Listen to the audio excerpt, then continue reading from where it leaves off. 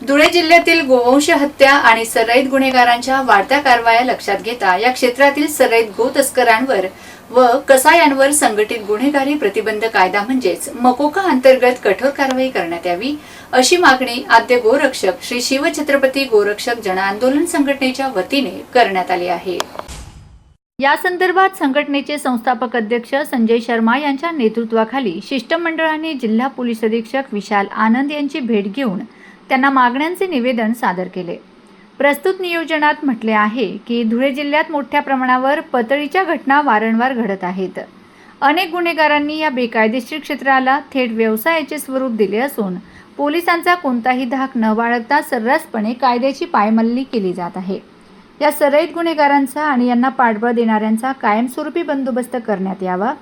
Police प्रशासनाने प्रत्येक कारवाईचे व्हिडिओ व फोटो चित्रीकरण करायला हवे। तसेच संबंधित ठिकाणचा मनपा मालमत्ता क्रमांक देखील अधिकृतपणे नमूद करावा। तसे आदेश सर्व पोलीस ठाण्यांना देण्यात यावेत ही मागणी देखील निवेदनातून करण्यात आली आहे।